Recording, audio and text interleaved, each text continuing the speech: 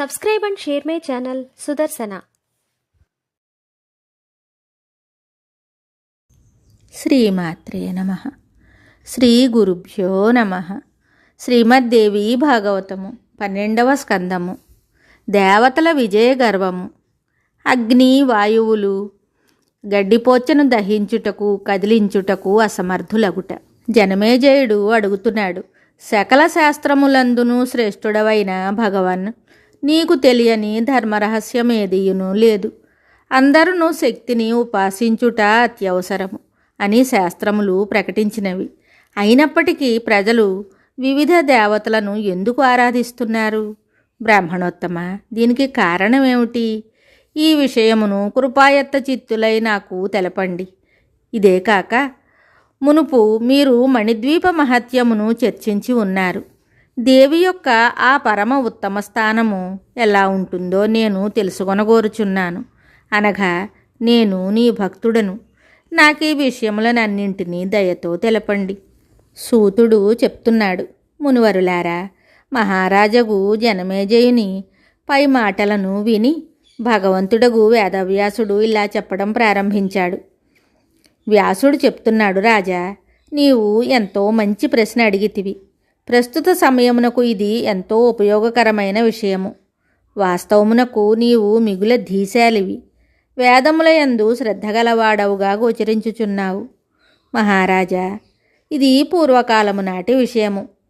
మదగర్వితులైన దైత్యులు దేవతలతో యుద్ధమునరింపసాగారు. మిగుల ఆశ్చర్యకరమైన ఆ యుద్ధము 100 సంవత్సరములు జరిగింది. వివిధ శస్త్రప్రహారములు, రకరకములైన మాయలు చిత్రాతి చిత్రములుగా ప్రయోగింపబడుచుండెను. జగత్తునకు ప్రళయపు ఘడియలు సమీపించినవా అనున్నట్లు ఆ దేవదైత్య యుద్ధము తలపించుచుండెను. అప్పుడు భగవతి పరాశక్తి కృప వలన ఆ సంగ్రామమునందు దేవతల ద్వారా దానవులు పరాజితులయ్యారు. వారు భూలోకమును స్వర్గమును వదిలి పాతాళానికి పారిపోయారు. అప్పుడు దేవతల సంతోషమునకు హద్దు లేకుండెను. దానికి తోడు మోహముతో విజయమదముతో కన్ను మిన్ను కానరాక వారు తమ పరాక్రమమును పరస్పరము పొగుడుకోసాగారు. అహో, మాకు విజయము లభించింది. ఇది సర్వోత్తమమైన మా మహిమ వలననే జరిగింది. పరాక్రమహీనులు మూర్ఖులైన దైత్యులెక్కడా? సృష్టి స్థితి సంహారములనరించు కీర్తిమంతులమైన దేవతలము మేమెక్కడా? మా ఎదుట పామరులైన దైత్యుల లెక్క ఏమున్నది?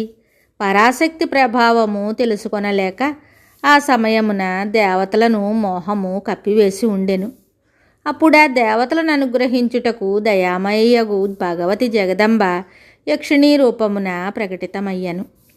కోట్ల కొలది సూర్యుల ప్రకాశమునకు సమానముగా ఆమె శ్రీ విగ్రహము దేదీప్యమానమై ఉండెను.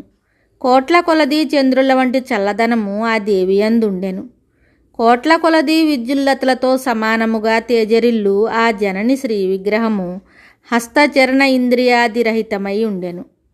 ఇంతకుముందు అన్నడూ చూడని ఆ పరమ సుందర తేజస్సును చూసి దేవతల ఆశ్చర్యమునకు హద్దు లేకుండెను. ఇదేమిటి అని వారు పరస్పరము చెప్పుకోసాగారు. ఇది దేవతల చేష్టయా లేక బలిష్టమైన మాయయా? దేవతలకు ఆశ్చర్యమును కలిగించు మాయ అయినచో దీనిని ఎవరు రచించారు? ఈ విధంగా ఆలోచిస్తూ తమ ఉత్తమ విచారములను పరస్పరము చెప్పుకుంటూ ఉన్నారు. నీవు ఎవరివని ఈ యక్షుని వద్దకు వెళ్ళి అడుగుట సమంజసమని వారు నిర్ణయించారు. అతని బలాబలములను ఎరిగిన తరువాతనే ఏదైనా చేయవచ్చును. ఇట్లు నిశ్చితముగా ఆలోచించి దేవరాజగు ఇంద్రుడు అగ్నిని రావించి చెప్తున్నాడు, అగ్నిదేవా, నీవు మేము చెప్పినట్లు అక్కడకు వెళ్ళి ఆ యక్షుడెవరో తెలుసుకొనుటకు ప్రయత్నం చేయుము. ఇంద్రుని నోటి నుండి పరాక్రమముతో కూడిన మాటలను విని అగ్నిదేవుడు వెంటనే అక్కడి నుండి లేచి ఆ యక్షుని దగ్గరకు వెళ్ళాడు.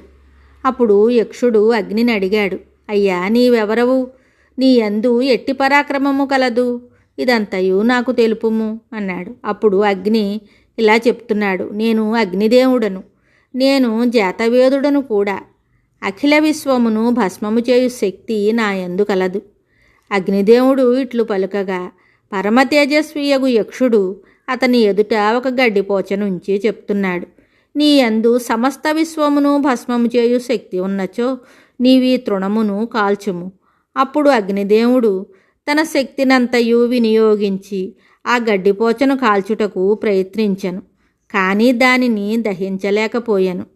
అందులకు సిగ్గుపడుచు తిరిగి దేవతల చెంతకు వెళ్ళిపోయాను. వాళ్ళు అడగ్గా అగ్ని అక్కడ జరిగిన వృత్తాంతం అంతా కూడా తెలిపాడు. మరియు దేవతలారా, మనలను మనము సర్వేశ్వరులం అనుకుంటున్నాం. మన ఈ అభిమానం అంతయును వ్యర్థము. అప్పుడు ఇంద్రుడు వాయుదేవుని పిలిచి చెప్తున్నాడు, వాయుదేవా, నీతోనే ఈ జగత్తంతయును ముడిపడి ఉన్నది. నీ ఉనికి వలననే ఈ జగత్తంతయు చేష్టలను కలిగి మనగలుగుచున్నది.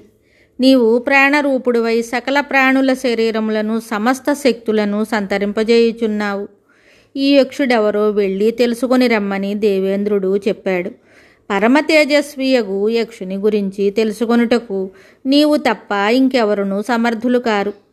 ఇంద్రుడు తన గుణములను గౌరవమును మెచ్చుకుంటూ పలికిన పలుకులను విని వాయుదేవునిలో కలిగిన అభిమానమునకు అంతము లేకుండెను. అతడు వెంటనే యక్షుని సమీపించెను.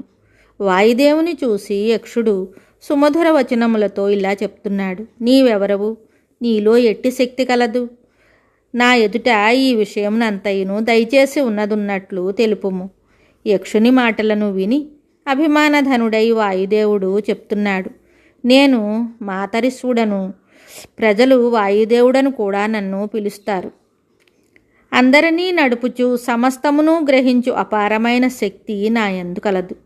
నా చేష్ట వలననే సమస్త జగత్తునందలి అన్ని విధములైన కార్యకలాపములు జరుగును. వాయుదేవుని మాటలను విని పరమ తేజస్వియగు యక్షుడు అతనితోటి చెప్తున్నాడు, నీ ఎదుట ఈ గడ్డిపోచ పడి ఉన్నది. దీనిని నీ ఇచ్ఛానుసారము కదిలింపుము.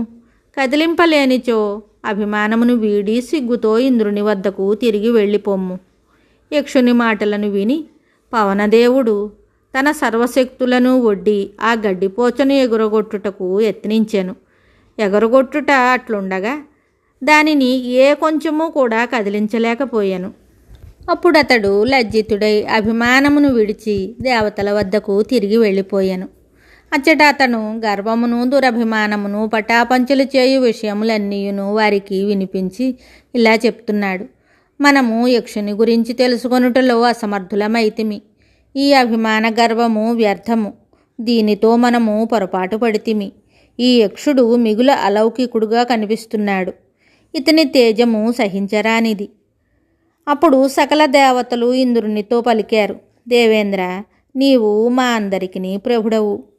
అందువలన యక్షునికి సంబంధించిన విషయమునంతయు తెలుసుకొనుటకు నీవే ప్రయత్నింపుము. ఆ మాటలను విని ఇంద్రుడు అభిమానధనుడై యక్షుని దగ్గరకు వెళ్ళాడు. మిగతా కథ తరువాయి భాగంలో తెలుసుకుందాము. శుభం. Subscribe and share my channel Sudarsana.